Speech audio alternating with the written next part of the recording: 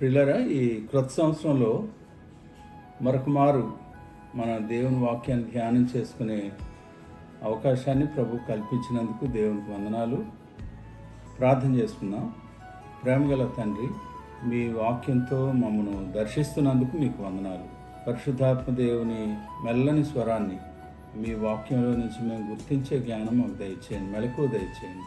మా ప్రభు ప్రధాన యాజకునిగా మా కొరకు చేస్తున్న విజ్ఞాపనను మేము ధ్యానించడానికి, తద్వారా కలుగు ఆశీర్వాదాన్ని మేము ఆత్మలో పొందుకోవడానికి, ఆ విధంగా మీ కొరకు బలమైన సాక్షులుగా మేము జీవించడానికి మమ్మల్ని సిద్ధపరచమని యేసు నామంలో ప్రార్థిస్తున్నాం తండ్రి, ఆమేన్. ప్రియులారా, దేవుని వాక్యాన్ని ధ్యానం చేస్తున్నప్పుడు దేవుని ఆత్మ నన్ను యేసు ప్రభు వారు చేసిన ప్రధాన యాజకుని విజ్ఞాపన లేక ప్రార్థన, the high priestly prayer of the Lord Jesus Christ అనే అంశం మీదకి నా మనసును నడిపించాడు. అందుచేత దాన్ని ధ్యానిస్తూ కొన్ని విషయాలు నేను నేర్చుకున్నాను. వాటిని మీతో పంచుకోవాలని నేను ఆశపడుతూ ఉన్నాను. దయచేసి హెబ్రీ పత్రిక 5వ అధ్యాయం ఒకసారి తెరవండి. హెబ్రీ పత్రిక 5వ అధ్యాయం 7వ వచనాన్ని నేను చదువుతున్నాను, నాతో కలిసి చూడండి. శరీరధారి అయి ఉన్న దినములలో మహారోదనంతోనూ కన్నీళ్లతోనూ తన్ను మరణము నుండి రక్షింపగలవానికి ప్రార్థనలను యాచనలను సమర్పించి భయభక్తులు కలిగి ఉన్నందున ఆయన అంగీకరింపబడెను అనే వాక్యాన్ని మనం చూస్తూ ఉన్నాం. యేసుక్రీస్తు ప్రభువారు శరీరధారిగా ఈ లోకంలో జీవించిన దినాల్లో ఆయన ఏ రీతిగా ప్రార్థన లేక విజ్ఞాపన చేశారో ఈ మాటల్లో మనకు కనబడుతుంది. సో దానికి సంబంధించి మరొక వచనాన్ని కూడా మనం చూద్దాం. ఇప్పుడు మనం చదివింది ఆయన ఈ లోకంలో ఉన్నప్పుడు చేసిన ప్రార్థనల గురించి, విజ్ఞాపనల గురించి. ఆయన ఆరోహణమైన తర్వాత దేవుని సన్నిధిలో దేవుని కుడిపార్శ్వమున ఆయన కూర్చొని ఆయన ఏం చేస్తున్నారో 7వ అధ్యాయంలో 25వ వచనంలో మనం చదువుకుంటూ ఉన్నాం. హెబ్రీ పత్రిక 7వ అధ్యాయం 25వ వచనం. ఈయన తన ద్వారా దేవుని యొద్దకు వచ్చువారి పక్షమున విజ్ఞాపనం చేయుటకు నిరంతరము జీవించుచున్నాడు గనుక వారిని సంపూర్ణంగా రక్షించుటకు శక్తిమంతుడై ఉన్నాడు. చక్కని వాక్యాలు మనం చదువుకున్నాం. ఒకటి, ఆయన ఈ భూమి మీద జీవించిన కాలంలో మనుష్య కుమారునిగా మన కొరకు సమర్పించుకున్న రక్షకునిగా ఆయన చేసిన ప్రార్థన గురించి హెబ్రీ పత్రికలో 5వ అధ్యాయంలో చూసాం. ఈ లోకాన్ని విడిచిన తర్వాత పరమందు తండ్రి కుడిపార్శ్వాన్ని కూర్చుని ఆయన చేస్తున్న పరిచర్యను గురించి లేక విజ్ఞాపనను గురించి 7వ అధ్యాయంలో మనం 25వ వచనంలో చూసాం. వీటిని ఆధారం చేసుకుని ప్రభు ఈ లోకంలో ఇంకా కొద్ది దినాల్లో ఆయన శిలువ మీద తన ప్రాణాన్ని అర్పించే ముందు ఆయన చేసిన ఒక దీర్ఘమైన ప్రార్థన లేక విజ్ఞాపనను మనం యోహాను అనే ప్రియమైన శిష్యుడు తను రాసిన సువార్తలో 17వ అధ్యాయంలో రాసినట్లు చూస్తూ ఉన్నాం.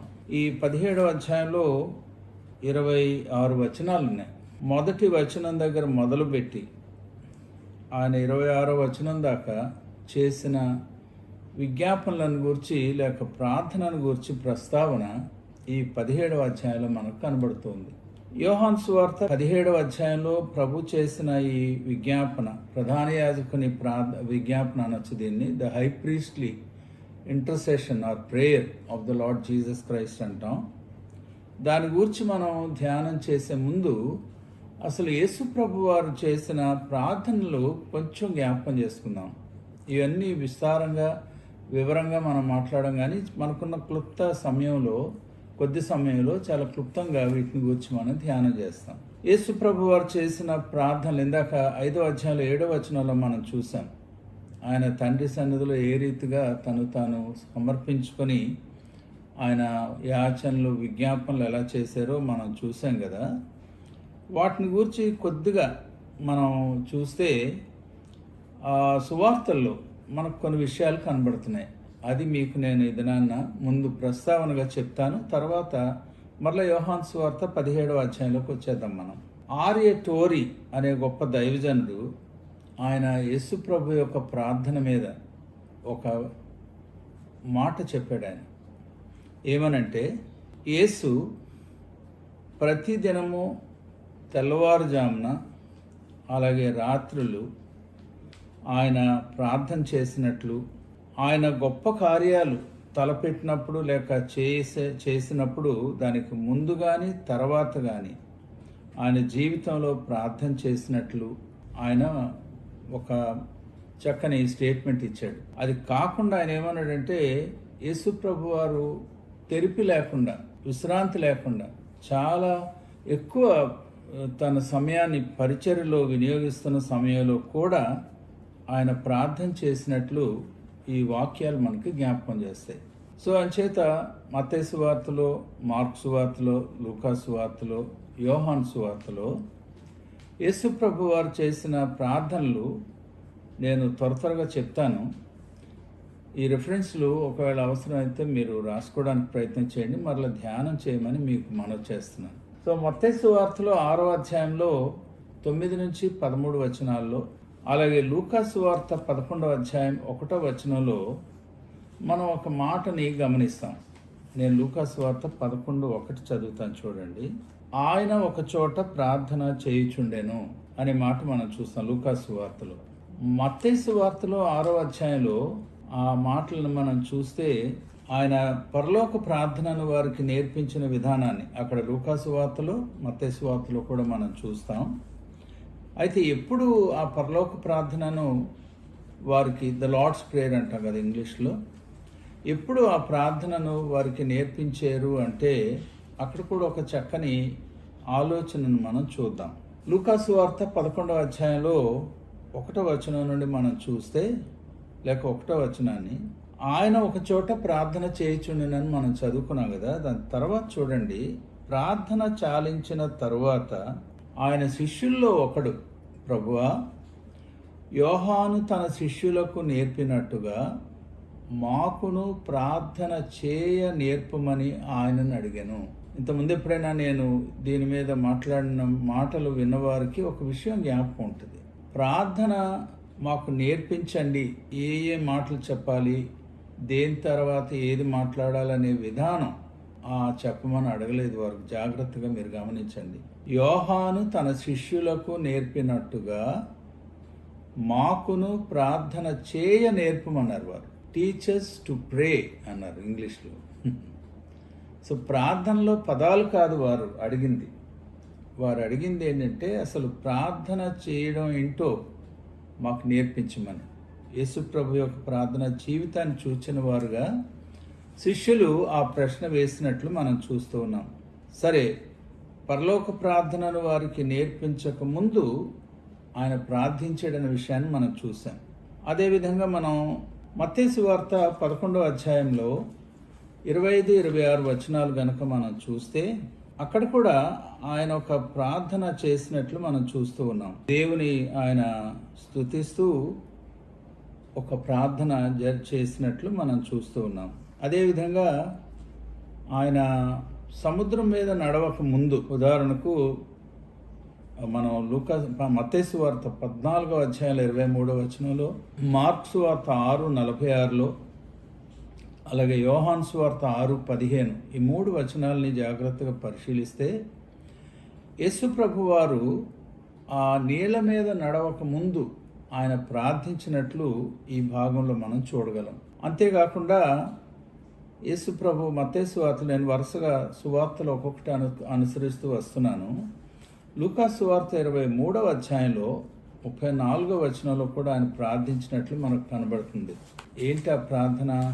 యేసు తండ్రి, అంటే శిలువ మీద వేలాడుతూ ప్రభు చేస్తున్న ప్రార్థన, తండ్రి వీరు ఏమి చేయుచున్నారో వీరు ఎరుగరు గనుక వీరిని క్షమించమని ఒక ప్రార్థన చేసినట్టు. చాలా ప్రాముఖ్యమైన ప్రార్థన అండి అది. దానికి ముందు ఆయన మత్తయి సువార్తలు 26వ అధ్యాయంలో 39వ వచనంలో, 42లో, 44లో 3 సార్లు ఆ గెత్సెమనే తోటలో ఇంకా సైనికులు వచ్చి ఆయన్ను సంకెళ్ళు వేసి తీసుకువెళ్ళక మునుపు ఆయన చాలా భారంతో ప్రార్థించినట్లు మనం చూస్తాం. లూకా సువార్త 23వ అధ్యాయంలో 46వ వచనంలో కూడా ఆయన తన ఆత్మను తండ్రికి అప్పచెప్పే ముందు కూడా ఆయన ప్రార్థన చేస్తూ అప్పగించినట్లు మనం చెప్పవచ్చు. ఇంకా కొన్ని విషయాలు మనం లూకాసు వార్తలో నుంచి మనం చూద్దాం ప్రియులారా.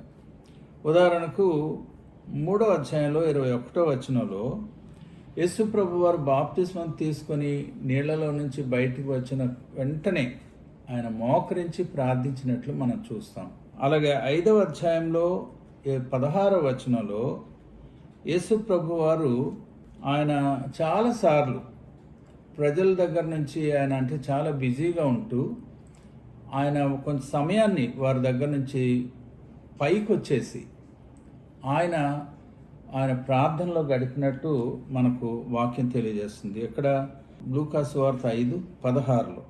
తర్వాత మనం 6వ అధ్యాయంలో 12వ వచనంలో చూస్తే లూకాసు వార్తలో యేసు ప్రభు వారు 12 అపోస్తలులను ఏర్పాటు చేసుకొనక మునుపు ఆ రాత్రంతా ఆయన ప్రార్థనలో గడిపినట్లు మనకు వాక్యం బయలుపరుస్తుంది. అదేవిధంగా మనం చూస్తే లూకాసు వార్త 9వ అధ్యాయంలో మనం 18వ వచనం దగ్గర చూస్తే అదే మనకు ఆ వివరాలు మనకు మత్తయి వార్తలో కూడా మనం చూస్తాం. అయితే అక్కడ ఏం జరుగుతుందంటే యేసు ప్రభు వారు ఎవరు అనే విషయాన్ని ఆయన మత్తయి వార్త 16వ అధ్యాయంలో అడుగుతాడు, మళ్ళీ లూకాసు వార్తలో 9వ అధ్యాయంలో కూడా అడుగుతాడు. అక్కడ ఈ పేతురు ఒక మంచి కన్ఫెషన్ అంటాం దాన్ని, అంటే యేసుక్రీస్తు ఎవరు అనే దాని గురించి పేతురు నోటి నుంచి వచ్చిన మాట. కానీ దానికి ముందు ఆయన ప్రార్థన చేసినట్లు మనం 9వ అధ్యాయంలో 18వ వచనంలో చూస్తాం. అంతేకాకుండా 29వ వచనం వరకు చూస్తే మనం లూకాసు వార్త 9వ అధ్యాయంలో యేసు ప్రభు వారు ఆ రూపాంతరపు కొండ మీదకి రూపాంతరపు అనుభవంలోకి వెళ్ళే సమయంలో ఆయన ప్రార్థన చేయడానికి వెళ్ళినట్లు దేవుని వాక్యం మనకు నేర్పిస్తుంది. ఇవన్నీ గమనించండి ప్రియులారా. అందుకే ఇందాక మనం మొట్టమొదట హెబ్రీ పత్రిక 5వ అధ్యాయంలో 7వ వచనంలో ప్రారంభించాం. దేవుని కుమారునిగా తండ్రి అయిన దేవునితో సమానముగా ఉన్న వ్యక్తిగా, అంటే వాక్యమైన దేవునిగా త్రిత్వంలో 2వ వ్యక్తిగా ఉన్న ఆయన శరీరధారిగా ఉన్న దినాల్లో ఇంతగా ప్రార్థించాల్సిన అవసరం ఏంటి అనేది మనం గమనిస్తున్నాం. ఆయన ప్రార్థించారు, అదొక గొప్ప మాదిరి మనకు. ఆ తర్వాత లూకాసు వార్తలోనే మనం చూస్తే 22వ అధ్యాయంలో 32వ వచనంలో పేతురు యొక్క విశ్వాసాన్ని బలపరచడానికని ప్రార్థన చేశానంటారు ప్రభు. ఒకసారి చూడండి లూకాసు వార్త 22వ అధ్యాయంలో 32వ వచనం ఏమంటారో చూడండి. నీ నమ్మిక తప్పిపోకుండానట్లు నేను నీ కొరకు వేడుకుంటుని అంటారు. సో యేసు ప్రభు వారు ఆయన చాలా చాలా సూక్ష్మమైన విషయాలు. ఆయన పేతురు ఆఫ్టర్ ఆల్ ఒక శిష్యుడు అండి. ఆయన కోసం ఈయన ప్రార్థన చేసినట్లు మనం వాక్యంలో చూస్తున్నాం. ఇన్ని విధాలుగా ప్రభు యొక్క ప్రార్థన గురించి మనం చూడగలం. ఆ తర్వాత ప్రియులరా, యేసు ప్రభు వారు చేసిన ప్రార్థనల గురించి మనం జ్ఞాపకం చేసుకోవాలంటే ఆయన ఈ చూడండి 5,000 మందికి ఆహారం పంచిపెట్టడం అలాంటి కార్యక్రమాల్లో కూడా ఆయన ముందు ఆహారాన్ని చేతిలో పట్టుకొని తండ్రి వైపు చూస్తూ కృతజ్ఞతాస్తుతులు చెల్లించి, ఇంగ్లీష్లో దాన్ని ఏమంటారంటే Jesus said grace before feeding miracles, last supper అంటే ఆ ప్రభురాత్రి భోజన సంస్కార సమయంలో అక్కడ కూడా ఆయన ప్రార్థన చేశారు. అంతేకాకుండా ఇంకా చెప్పాలంటే ఎమ్మాయి మార్గంలో ప్రయాణం చేసిన తర్వాత ఆ శిష్యులకు ఆయన తను తాను ప్రత్యక్షపరచుకున్న తర్వాత కూడా ఆయన ప్రార్థించినట్లు మనం చూడండి. ఒకసారి 30వ వచనంలో ఆయన వారితో కూడా భోజనమున కూర్చున్నప్పుడు ఒక రొట్టెను పట్టుకొని స్తోత్రం చేసి దానిని విరిచి వారికి పంచిపెట్టినట్టు మనం చూస్తున్నాం. సో ఇన్ని విధాలుగా యేసుక్రీస్తు వారు ఆయన ప్రార్థించినట్లు ఇంతవరకు మనం మత్తయి అలాగే లూకాసు వార్త వరకు చూసాం. మరొక్కటి మనం చూద్దాం. మార్కు వార్తలో 1వ అధ్యాయంలో 35వ వచనంలో మనం చూస్తే ఆయన చాలామందిని స్వస్థపరిచారు. కానీ ఒక దేవుని కుమారునిగా ఉండి స్వస్థపరిచి కూడా ఆయన ఏం చేస్తున్నాడో చూడండి. 35వ వచనంలో ఆయన పెందల కడనే లేచి ఇంకా చాలా చీకటి ఉండగానే బయలుదేరి అరణ్య ప్రదేశమునకు వెళ్ళి అక్కడ ఏం చేస్తున్నారండి, ప్రార్థన చేయుచుండని అనే మాట మనం చూస్తాం. సో అంచేత మత్తయి సువార్తలో చూసాం ప్రభు చేసిన ప్రార్థన, మార్కు సువార్తలో చూసాం, లూకా సువార్తలో కూడా చూసాం. ఇప్పుడు యోహాను సువార్తలో నుంచి కొన్ని తలంపులు ఆయన చేసిన ప్రార్థనను గురించి మనం చూడడానికి ప్రయత్నం చేద్దాం. ఉదాహరణకి మనందరికి తెలుసు, లాజరు చనిపోయాడు. లాజరు అనారోగ్యానికి గురైన వెంటనే కబురెళ్ళింది, కానీ ఆయన 4వ రోజు వరకు తిరిగి రాలేదు. వచ్చిన తర్వాత సమాధి దగ్గరికి వెళ్ళి ఆ లాజరు యొక్క సోదరులు ఇద్దరు కూడా, మరియ మాతలు కూడా ఆ సమాధిని తెరవడం గురించి వారు కొంచెం అభ్యంతరం చెప్పినా సరే ఆయన వెళ్ళి అక్కడ ప్రార్థన చేసినట్లు మనం చూస్తూ ఉన్నాం. చూడండి ఒకసారి 42వ వచనంలో మనం చూస్తే 11వ అధ్యాయంలో యోహాను సువార్త 41, 42 వచనాలు. యేసు కన్నులు పైకెత్తి, తండ్రి, నీవు నా మనవి వినినందున నీకు కృతజ్ఞతాస్తుతులు చెల్లించుచున్నాను. నీవు ఎల్లప్పుడూ నా మనవి వినుచున్నావని నేను ఎరుగుదును. గాని నీవు నన్ను పంపితువని చుట్టూ నిలిచి ఉన్న ఈ జనసమూహం నమ్మునట్లు వారి నిమిత్తమై ఈ మాట చెప్పితున్నాను.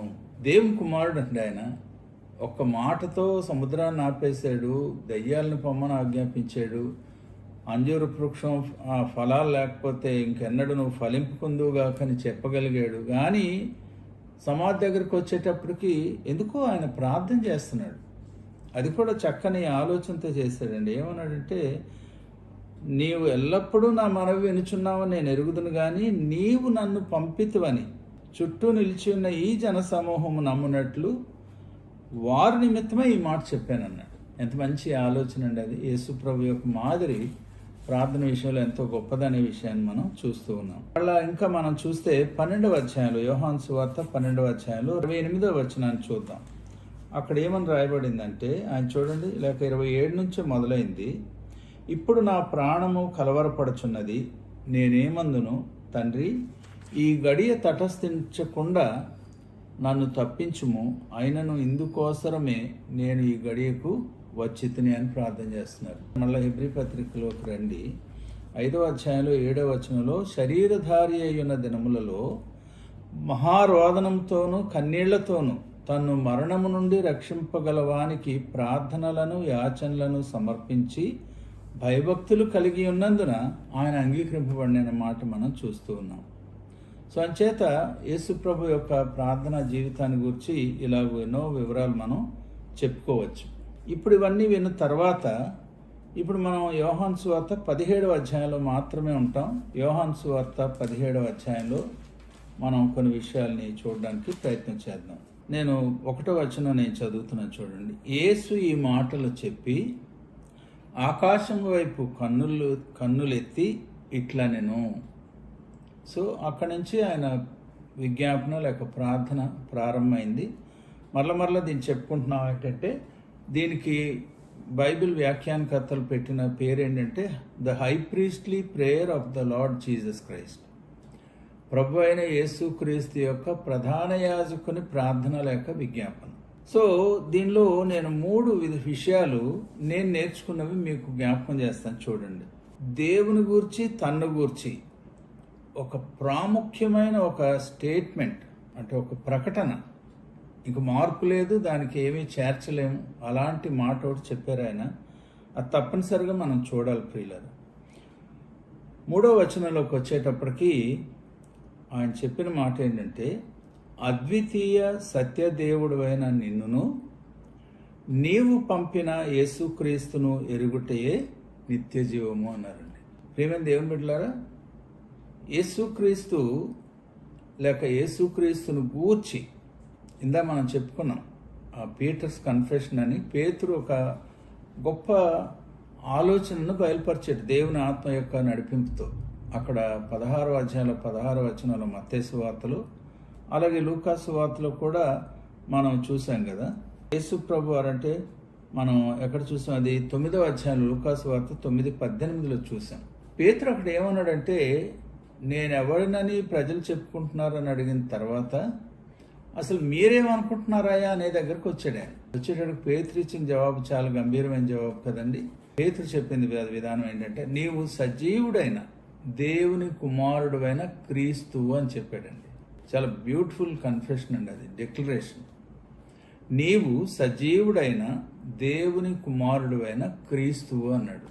అక్కడ దేవుని యొక్క స్థితి ఏంటో, యేసు ప్రభు ఎవరో ఒక్క సెంటెన్స్లో ఆయన పూర్తిగా బైబిల్ సత్యాన్ని చాలా సులువుగా చెప్పగలిగాడు పేతురు. అందుకే ప్రభు ఏమంటారంటే, రక్తమాంసములు దీన్ని నీకు బయలుపరచలేదు కానీ పరలోకమందున నా తండ్రే నీకు దీన్ని బయలుపరిచాడని. సో అంచేత ఇప్పుడు అదే విధానంలో ఇప్పుడు యేసు ప్రభు వారు ఒక చక్కని మాట చెప్తున్నారు. ఏంటంటే 3వ వచనంలో ఆయన ప్రార్థనలో ఉపయోగించిన పదం ఏంటంటే, అద్వితీయ సత్యదేవుడు అయిన నిన్నును నీవు పంపిన యేసుక్రీస్తును ఎరుగుటయే నిత్య జీవము అన్నారు. ఈ మాటలు కొనసాగించక అంటే ఇంకొంచెం ముందుకెళ్ళక ముందు ఓ చిన్న మాట నేను తప్పనిసరిగా చెప్పాలి. 1-2 ఆలోచనలు. కొంతమంది ప్రార్థన చేసేటప్పుడు దేవునికి ప్రసంగాలు చేస్తుంటారు, ఏదో దేవునికి తెలియని విషయాలు ఉన్నట్టు. సో అంచేత దేవునికి కొన్ని విషయాలు మనం జ్ఞాపకం చేయాలి, తెలియపరచాలి. ఎందుకంటే ఆయనకి డాక్టర్ని సరిగా తెలియదు అన్నట్టు, సిద్ధాంతాలు తెలియని దేవుడిలా మాట్లాడతారు. సో దేవునికి మనం ఏమి ప్రసంగాలు వినిపించాల్సిన అవసరం లేదు, నంబర్ 1. రెండవ విషయం ఏంటంటే, ఎవరో ఒక వ్యక్తి ఎదురుగా ఉంటే, లేక చర్చ్లో లేకపోతే ఏదైనా చిన్న ప్రేయర్ గ్రూప్లో వారితో సూటిగా వారి గురించి ఏదైనా చెప్పవలసిన విషయాలు ఉంటే చెప్పే ధైర్యం లేక ప్రార్థనలో ఆ విషయాలను ఉపయోగించే ప్రయత్నం చేస్తుంటారు మరికొంతమంది. అది కూడా చాలా పొరపాటు. ప్రార్థన అనగానే నీకు దేవునికి మధ్య జరిగే సంభాషణ, లేక ఇంకా లోతుగా చెప్పాలంటే అది దేవుడు నువ్వు చేస్తున్న ఒక బలమైన ఒక సహవాసం. ఇంగ్లీష్లో కరెక్ట్గా చెప్పొచ్చు దాన్ని, ఇట్స్ ఎ కమ్యూనియన్. ఏమంటే దేవుడు నువ్వు కలిసిపోవడం అక్కడ. అలాంటి పరిస్థితుల్లో ప్రార్థనని డైరెక్ట్గా నువ్వు మొహమ్మద్ చెప్పలేని విషయాలు ప్రార్థనలో అవతలోడికి తగలాలని చెప్పడానికి ప్రయత్నం చేస్తే అది ఎంత భయంకరమైన విషయం అండి. ఇంకొక చిన్న పొరపాటు ప్రార్థనలో మనం చేసేది మీకు జ్ఞాపకం చేయాలి. నేను అక్కడ ఏమంటామంటే, మనం ఒకసారి ఒక వ్యక్తికి చాలా సీరియస్గా ఉన్నాడు, ఇంకా చనిపోయే స్టేజ్లో ఉన్నాడు. పాస్టర్ గారిని పిలిచారు, ప్రార్థన చేయమన్నారు. ఆ పాస్టర్ గారు ఆయన దేవునికి ప్రార్థన చేయడం కంటే తన ప్రార్థన ప్రజలు వినాలనే తాపత్రయంలో ఉంటాడు ఆయన. సో ఆయన చేత పాస్టర్ గారు భారతదేశంలో మొదలుపెట్టి ఒక రాష్ట్రం నుంచి మరో రాష్ట్రానికి అక్కడ ఖండం దాటి యూరోప్కి, ఆ తర్వాత అమెరికా, ఇంగ్లాండ్కి, ఆస్ట్రేలియాకి, తర్వాత అటు అమెరికాకి వెళ్ళిపోయాడండి. చేస్తున్నాడు, ఈ లోపల ఈయన చనిపోయాడు. ఆ ప్రార్థన చేస్తుండగానే ఆ వ్యక్తి సీరియస్గా ఉన్నాడు, చనిపోయాడు. పాస్టర్ గారికి తెలీదు పాపం, చాలాసేపు చేసి ముగించాడు. కళ్ళు తెరిచేటప్పటికి అందరూ కళ్ళు చూస్తున్నారు, ఏంటి అయిందంటే చనిపోయాడు. ఎప్పుడు చనిపోయాడు అని అడిగారు పాస్టర్ గారు. ఒక చిలిపి కుర్రవాడు, పెంకువాడు ఏమన్నాడు, పాస్టర్ గారు మీరు అమెరికాలో న్యూయార్క్లో ఉన్నప్పుడు చనిపోయాడు అన్నాడు. సో ప్రార్థనలో దేవునికి ఏదో నేర్పించే ప్రయత్నం కానీ, ఇతరులను హెచ్చరించే ప్రయత్నం కానీ, అప్రస్తుతమైన విషయాలు ప్రార్థించడం కానీ కాదు, కానీ యేసు ప్రభు దగ్గర నుంచి మనం నేర్చుకోవాలి. అందుకే ఇందులో ఆయన మొట్టమొదట మనకు నేర్పిస్తున్న విషయం ఏంటంటే, అసలు తానెవరు, దేవుడెవరు అనేది ఒకసారి ఆయన వల్లిస్తున్నాడు. దేవునికి నేర్పించడం కాదు, అద్వితీయ సత్యదేవుడు అయిన నిన్నును నీవు పంపిన యేసుక్రీస్తును ఎరుగుటే నిత్య జీవము. అంటే ప్రార్థనకు ఆధారం, ప్రార్థనకు మూలం ఏంటో ఇక్కడ నేర్పిస్తున్నాడు. అసలు దేవుడెవరో తెలియదు, యేసుక్రీస్తుని అంగీకరించాం, ఆ దేవునితో సంబంధం ఉండదు. కానీ ఇంకా మనకి చూడండి 1000 స్తోత్రాలు 10,000 స్తోత్రాలను పుస్తకాలు కూడా ప్రింట్ చేసి అమ్మేస్తున్నారు. కేవలం పుస్తకాలు పట్టుకొని చదివేస్తే వచ్చేస్తుందండి ప్రార్థన, లేకపోతే ఆ దేవుడు అంగీకరిస్తాడా? సో దేవుడు ఎవరో తెలియాలి, దేవునితో సంబంధం ఎలాగొచ్చిందో తెలియాలి, యేసుక్రీస్తు ఎవరో తెలియాలి, ఆయన ద్వారా మనకి నిత్య జీవం కలిగిందనే సత్యాన్ని మనం గుర్తించాలి. అప్పుడే ప్రార్థనకు అసలు విలువ ఉంటుంది, ఆధారం ఉంటుంది. సరే, మళ్ళీ మనం మిగిలిన భాగాలకు వెళ్తే ఇందులో మరొక 2 విషయాలు ప్రాముఖ్యమైనవి నేను చూపించాలని నేను ప్రయత్నం చేస్తున్నాను. అదేంటంటే, ఆయన ఏం చేశారో, దేవుడు ఏం చేశాడు లేక చెయ్యాలో చెప్తున్నాడండి. చూడండి ఒకసారి అక్కడ ఏమంటాడంటే, 2వ వచనంలో ప్రభు చేస్తున్న ప్రార్థన ఏంటంటే, నీ కుమారుడు నిన్ను మహిమపరచునట్లు నీ కుమారుని మహిమపరచుము. సో దేవుడు చేయవలసిన పనులు కొన్ని ఉన్నాయి. ఈయన అడిగితేనే కానీ చేయడానికి కాదు, కానీ ఒక విధానంలో, ఒక పద్ధతిలో ఆయన మాట్లాడుతున్నట్టు మనం చదువుతున్నాం.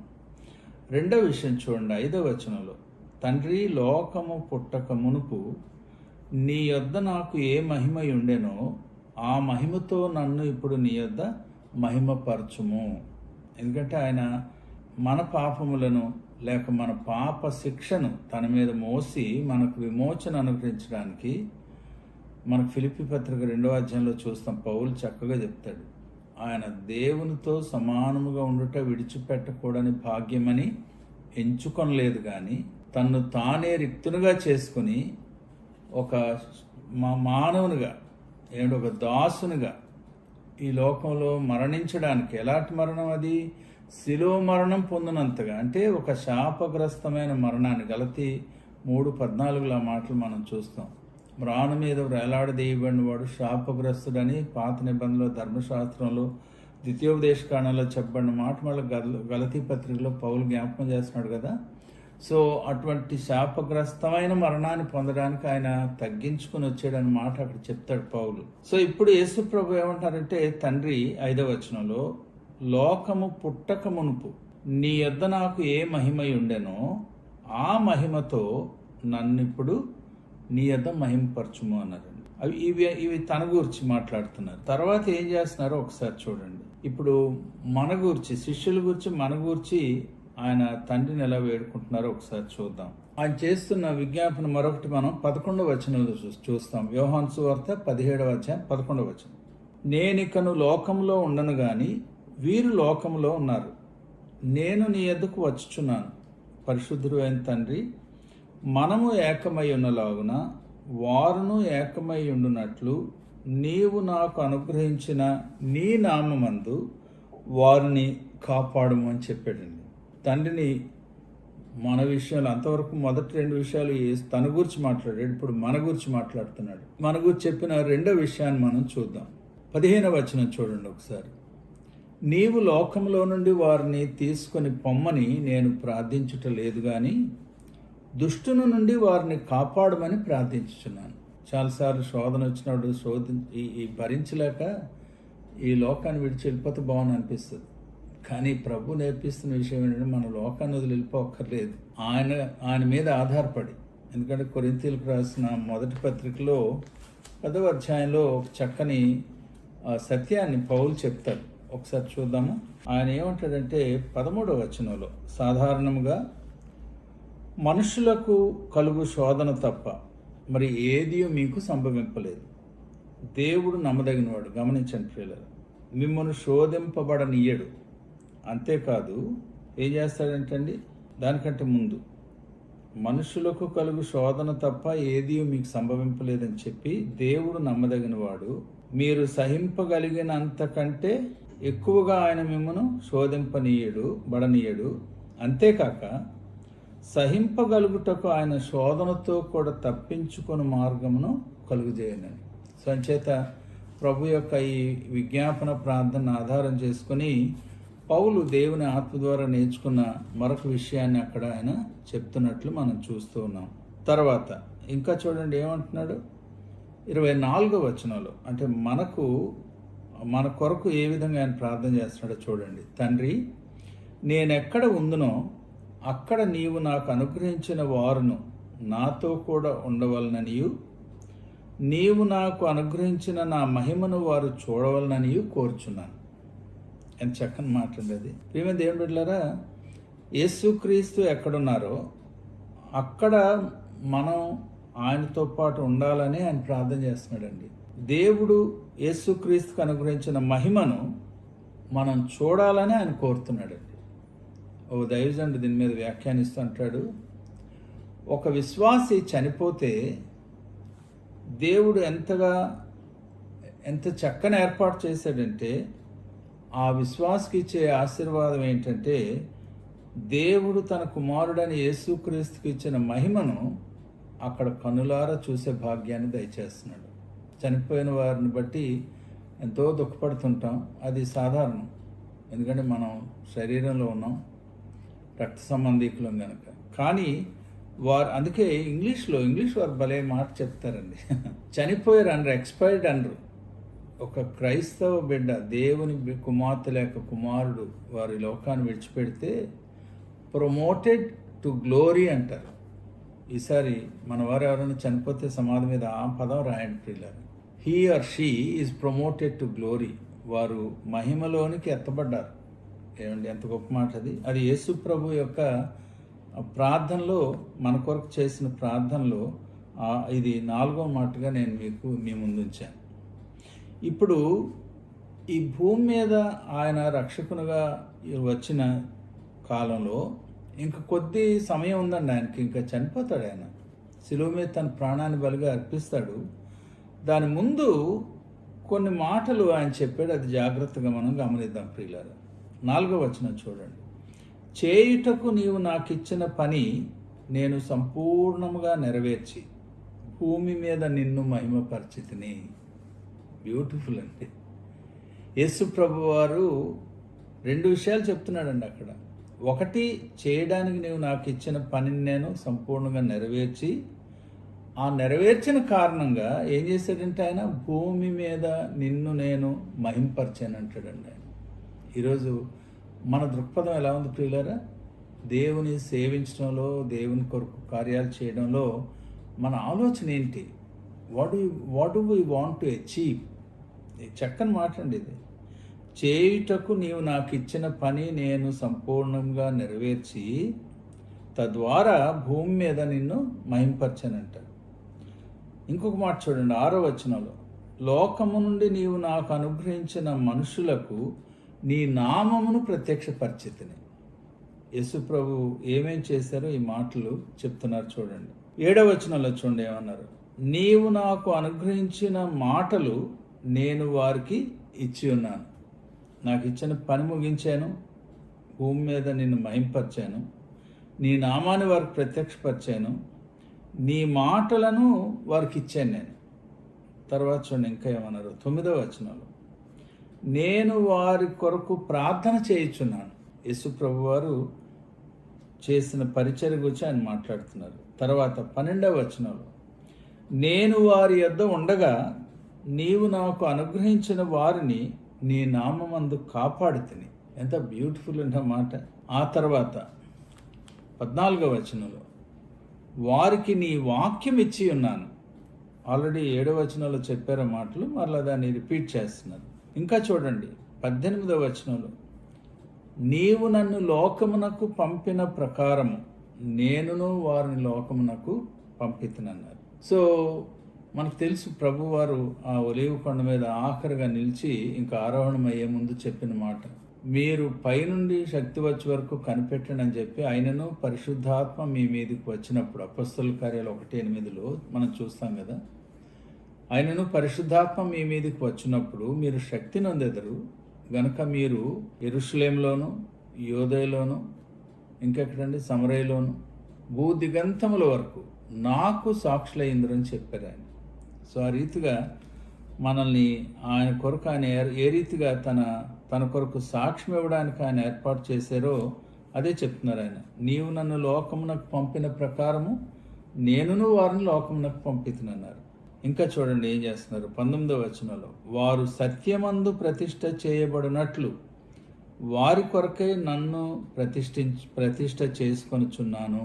ప్రతిష్ఠ చేసుకోవడం అంటే క్రైస్తవులు రకరకాల ఆలోచనలోకి వెళ్ళిపోతున్నారు. కానీ ప్రతిష్ఠ అనేది దాని అసలైన మీనింగ్ ఏంటంటే చూడండి పైన కూడా 17వ వచనంలో సత్యమందు వారిని ప్రతిష్ఠ చేయము అన్నాడు. అంటే దాని అర్థం ఏంటంటే టు సెట్ అపార్ట్ అన్నారు. శాంక్టిఫై, ఇంగ్లీష్లో శాంక్టిఫై అంటే సెట్ అపార్ట్.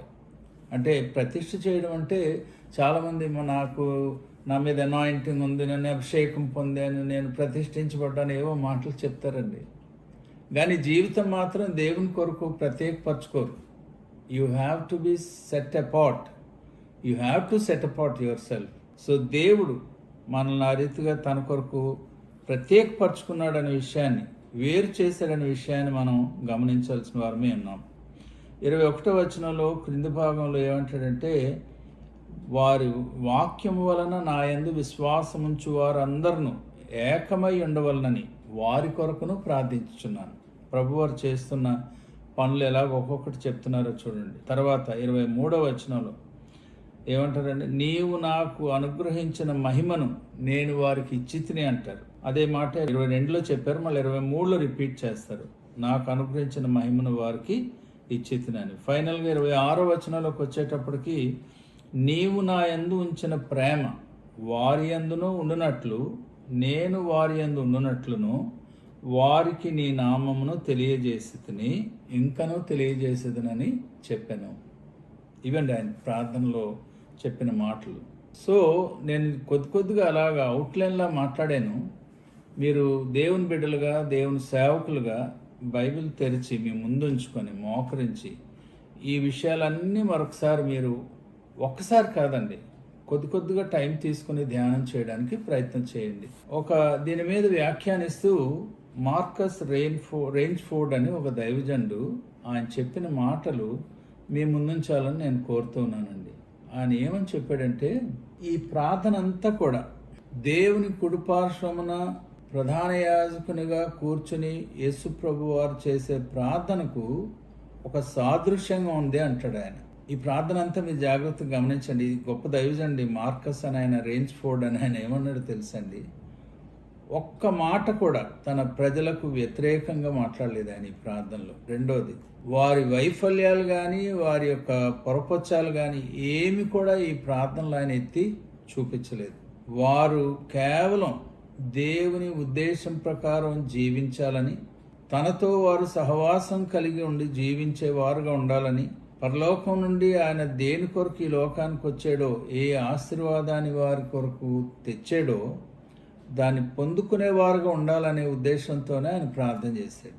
ఇంకా మనం చూస్తే ప్రభు చేసిన ప్రార్థనలో ఈ విజ్ఞాపనలో అన్నీ కూడా ఆత్మ సంబంధమైన పర సంబంధమైన దీవెనల కొరకే ఆయన ప్రార్థన చేశాడు. ఈ ప్రార్థనలో మీరు గమనించుంటారు, ఎక్కడ కూడా భూ సంబంధమైన ధనం కొరకు, సంపద కొరకు కానీ, లేకపోతే భూ సంబంధమైన ఏదో ఘనత కొరకు కానీ, లేక భూ సంబంధంగా వచ్చే ఏదైనా ఒక ప్రభావం కొరకు కానీ, లేక వారి యొక్క ఆలోచనల కొరకు కానీ ఎక్కడ కూడా ఆయన ప్రార్థన చేయలేదు.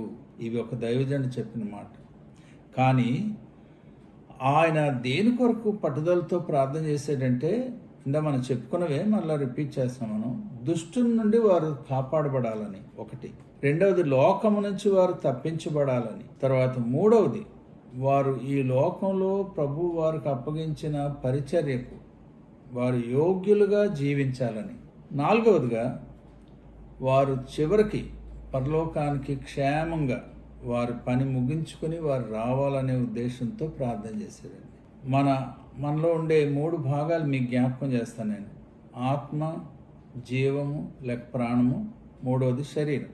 సో ఈ లోకంలో చూడండి, ఒకసారి యోహాను రాస్తాడండి ఈ మాట. తప్పనిసరిగా అది మనం చూసినప్పుడు నేను ఆ మాట మళ్ళీ మీకు జ్ఞాపకం చేస్తాను. యోహాను రాసిన 3వ పత్రికలో 2వ వచనం చూడండి ఏమంటాడు, ప్రియుడా, నీ ఆత్మ వర్ధిల్లుచున్న ప్రకారము నీవు అన్ని విషయములలోనూ వర్ధిల్లుచు సౌఖ్యముగా ఉండవాలని ప్రార్థన చేస్తున్నాను. మనకి వచ్చే ఈ టీవీ అడ్వర్టైజ్మెంట్లు లేదా మ్యాగజైన్లో మాటలు, మనం అన్ని విషయాలు వర్ధిల్లాలని, మనం ప్రార్థన చేస్తే దేవుడు వినడేమో అని, ఎవరో ప్రార్థన చేస్తే ఆ ప్రార్థనకు దేవుడు జవాబిచ్చి మనల్ని భూమి మీద బహుగా ఆశీర్వదించాలని తమ కోసం తాము చెప్పుకునే డప్పులు కొట్టుకునేవారు చాలామంది ఉన్నారు. మరి భూమి మీద ఆశీర్వాదాలు కావాలంటే మరి అలాంటి కొంచెం గొప్పోళ్ళు ప్రార్థన చేస్తే మంచిదనే ఒక అమాయకపు లేకపోతే మూర్ఖపు అభిప్రాయంలోకి మన క్రైస్తవులు వెళ్ళిపోయారు. అందుకే స్థానిక సంఘంలో, అది గ్రామం కానీ పట్టణం కానీ ఉండే సంఘాన్ని వారు ప్రోత్సహించరు. కానీ ఎక్కడో కూర్చుని కబుర్లాడే వేరే వాళ్ళకి వారి కానుకలు పంపిస్తారు, వారి గురించి గొప్పగా మాట్లాడతారు. వారి సేవకుడు వారికి కనబడు. ఆ పేద సేవకులు చాలామంది దాన్ని బట్టి నష్టపోయారు. కానీ ఇక్కడ యోహాను చెప్పిన మాట చాలా ప్రాముఖ్యమైనది. నీ ఆత్మ వర్ధిల్లుచున్న ప్రకారము నీవు అన్ని విషయంలోనూ వర్ధిల్లాలన్నాడు. యేసు ప్రభు వారిని గూర్చి ఈ దైవజనుడు చెప్పిన మాట అదే కదా. ఏమని చెప్పాడని చెప్పుకున్నాను మనం, ఆత్మలో అభివృద్ధి, అది అన్నిటికంటే ప్రాముఖ్యమైన అభివృద్ధి. అక్కడ మనం అభివృద్ధి చెందితే అది మన నిజమైన అభివృద్ధికి ఒక సూచనగా ఉంటుంది అనేది ఈయన దైవజనుడు ఈ 17వ అధ్యాయం మీద చేసిన ఒక కామెంట్, ఒక వ్యాఖ్యానం. సో ఈ మాటలన్నీ మనం విన్న తర్వాత మన జీవితాల్లో యేసు ప్రభు యొక్క ప్రార్థన జీవితాన్ని గురించి, ఆయన చేసిన చివరి ప్రధాన యాజకుని ప్రార్థన, హై ప్రీస్ట్లీ ప్రేయర్, దాని గురించి మరల ధ్యానం చేద్దాం. నేను ఆ పని చేయాలనుకుంటున్నాను. కొంత ఇంకెక్కువగా ధ్యానం చేసి నేను మేలు పొందాలని ఆశపడుతున్నాను. ఆ ప్రభుతో కలిసి మనం కూడా ప్రార్థన చేద్దాం పరిశుద్ధాత్మని సహాయంతో. ప్రేమగల మా తండ్రి, యోహాను సువార్త 17వ అధ్యాయంలో మీ కుమారుడు మా ప్రభు అయిన యేసుక్రీస్తు చేసిన ప్రధాన యాజకుని ప్రార్థన గురించి, విజ్ఞాపన గురించి క్లుప్తంగా మేము ధ్యానం చేశాం. ఈ మాటలు మా అందరి హృదయాల్లో ముద్రింపు చేయమని, తద్వారా మా ప్రార్థన జీవితంలో, మా సమర్పణలో, ఆత్మలో వర్ధిల్లుటలో, ఈ భూమి మీద మీకు మహిమ తెచ్చుటలో మేము ప్రయాసపడినట్లు సహాయం చేయమని మా ప్రభు అయిన యేసు నామంలో స్తుతించి ప్రార్థిస్తున్నాం తండ్రి. ఆమేన్. మన పరమ తండ్రి అయిన దేవుని ప్రేమ, ప్రభు అయిన యేసు క్రీస్తు యొక్క కృప, పరిశుద్ధాత్మ దేవుని దీవెన సదాకాలం మనకు తోడైంది. యేసుక్రీస్తుతో కలిసి, పరిశుద్ధాత్మతో కలిసి విజ్ఞాపన చేయవారుగా మనలను ప్రతిష్ఠించునుగాక. ఆమేన్. Praise the lord.